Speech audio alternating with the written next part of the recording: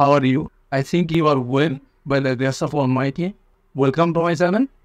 আজকের লেসনটা আমাদের অষ্টম শ্রেণী নতুন ইংরেজি বইয়ের এক্সপিরিয়েন্স 8.3.7। তুমি যদি আগের লেসনগুলো না দেখে থাকো তাহলে উপরে আই বাটনে ক্লিক করে প্লেলিস্টে গিয়ে দেখে আসতে পারো। কি বললো? Read the poem in pairs again, then read the following questions and answer them. Bangla বললাম গোড়াই কবিতাটি আবার পড়ো, তারপর নিশ্চয় প্রশ্নগুলো পড়ো এবং উত্তর দাও। এ নাম্বার কোশ্চেনটা কি আছে আমাদেরকে? What is the sun compared in the poem?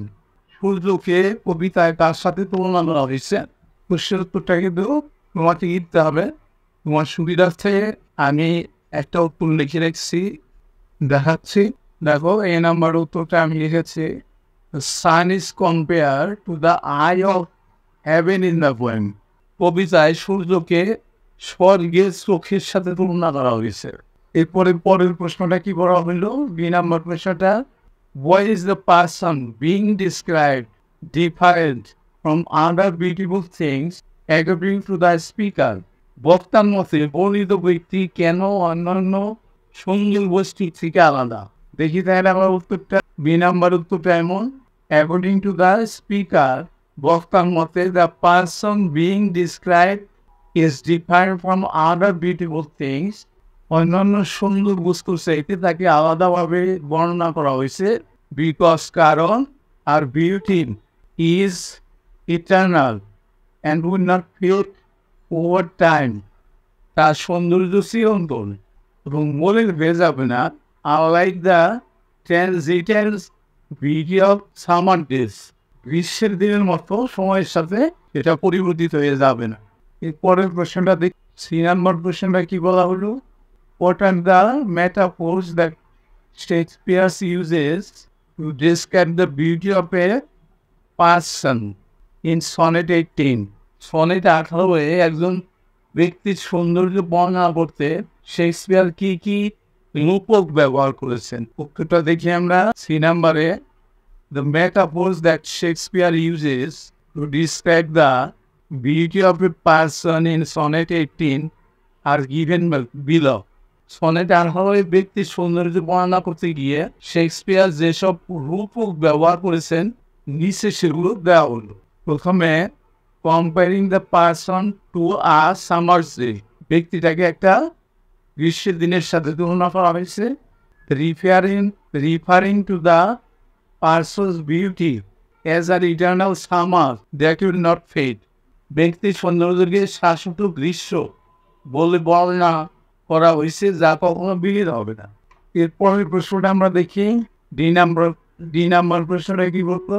In the line, long lives this and this gives life to thee, what whom is the metaphor life used for?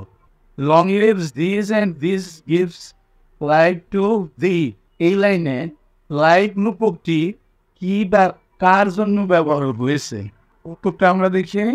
In the line, long lives this and this gives life to thee, the metaphor life is used for enduring nature of the poem itself. এটি দীর্ঘজীবী হোক এবং তোমাকে জীবন দান করো। লাইনটিতে কবিতাটির স্থায়ী প্রকৃতির জন্য ব্যবহৃত রয়েছে। The poem will ensure that the beauty of the person being describes lives for on forever. কবিতাটি নিশ্চিত করে করবে যে বর্ণিত ব্যক্তির সৌন্দর্য চিরকাল বেঁচে থাকবে। পরের প্রশ্নটা আমরা দেখি। ই নাম্বার প্রশ্নটা কি বলা হলো? What is the overall message of Sonnet 18? Sonnet 18 সার্বিক বক্তব্য কি, বার্তাটা কি? দেখি আমরা কি লিখে রেখেছি আমরা।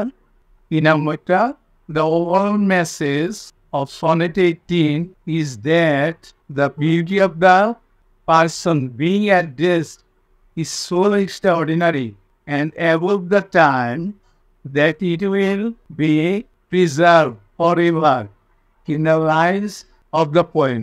সনেট 18 সামগ্রিক বার্তা হচ্ছে ব্যক্তিটির সৌন্দর্যকে এত অসাধারণ ও সময়ের উর্ধে বলে বর্ণনা করা হয় যে এটি চিরকাল কবিতার লাইনের মাঝে সংরক্ষিত থাকবে। The speaker emphasizes the idea that as long as there are people in the world, বক্তা গুরুত্ব আরোপ করেছেন যে পৃথিবীতে যতদিন মানুষ থাকবে, the poem will ensure the immortality of the beloved's beauty. কবিতাটি প্রিয়তমার সৌন্দর্য অমরত্ব নিশ্চিত করবে। It's a celebration of enduring love and beauty through the power of poetry. এটি কবিতার মাধ্যমে স্থায়ী ভালোবাসা ও সৌন্দর্যের উদযাপন। এর সাথে কিন্তু আমাদের আজকের লেসনটা শেষ হয়ে গেল। অবশ্যই তোমরা পরবর্তী লেসন দেখবা। See you next.